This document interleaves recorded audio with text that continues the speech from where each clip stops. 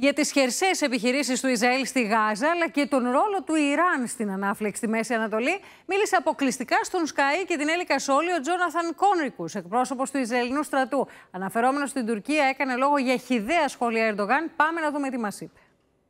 The Israeli army has announced that this is the second phase of the war and you are inside Gaza. At the same time, you said that this is only the beginning. So, what's next? We are currently fighting Hamas inside Gaza. We are striking their military positions. We have troops inside Gaza that are fighting them close combat in buildings and in tunnels and on the ground. We continue to strike Hamas from the air. We continue to hunt their commanders and to look for and strike Hamas targets wherever they are in the Gaza Strip. The aim of our war here is to completely dismantle Hamas so that nothing remains that can pose a threat towards Israeli civilians again, like it happened on October the 7th. We want to create a better situation for the future, for ourselves, and also for the Gaza Strip. The next stage, or this stage of operations, will be long. It will take time. This is combat in urban terrain, which all militaries have experienced to be difficult and can cause a lot of casualties. Our aspiration is to do it as professional and as deliberate and as safe as possible. Hopefully, within a short period of time, we will be able to defeat Hamas and return security to southern Israel.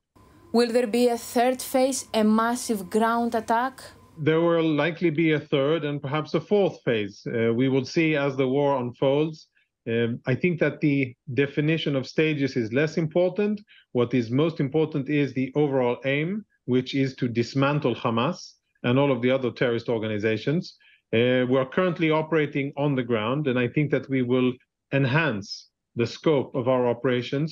We know Hamas is hiding inside the Gaza tunnels. Do you have a special plan to drag them out or to fight with them even in the streets? You know, Hamas has been in control over Gaza since 2007. And what they have been doing, specifically over the last 5 to 7 years, is to build a complete city under Gaza, a tunnel system that connects, and this is where Hamas operates. This is where they live, and this is where they would prefer to fight. It's a very complex environment for us, tactically speaking, and we don't intend to fight on the conditions of the enemy. We have tactical solutions, and just as Hamas will try to surprise us on the battlefield, we will try to surprise them, and eventually at the end emerge victorious. One thing that I want to say is that all of the tactics of Hamas, they rely on the fact that they use the unfortunate Palestinian civilian population as their human shields.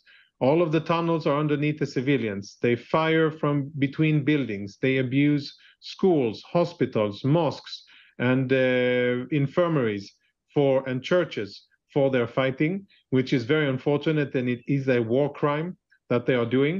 In the North Front, we see constant attacks from Hezbollah. Do you have a message for them, and what is the role of Iran? Iran is behind all of this. Nothing of this would have happened had it not been for Iranian ideas, money, weapons, and political guidance and support. Hezbollah, which is by far the biggest and most dangerous Iranian proxy that is threatening against Israel, has been firing rockets, missiles, drones, and many other things against Israel over the last few weeks. We have sustained civilian and military casualties, unfortunately, but we have also been able to make Hezbollah pay quite a significant price already. So far, we have been defending ourselves only, and we don't want our focus to be turned away from Gaza. We're focused on Gaza, and hopefully Lebanon will understand that it is not in their interest to attack Israel and to allow Hezbollah to drag them into war. Turkey is accusing Israel of war crimes, and even President Erdogan said that the attacks to Gaza amount to genocide. He also calls Hamas Liberation Group. What's your answer to this? I think these are very vile and baseless comments by a country that I think, shouldn't be lecturing anybody on morals or on the laws of armed conflict based on what they have been doing in their history against ethnic minorities and against other groups, and how they were involved in atrocities in Syria as well. So I don't think that they should be lecturing anybody. Anybody that is today speaking on behalf of Hamas, I think is on the wrong side of history, should be ashamed of himself, and should really reconsider his alliances, because that side is going to lose, and it is also the side of darkness.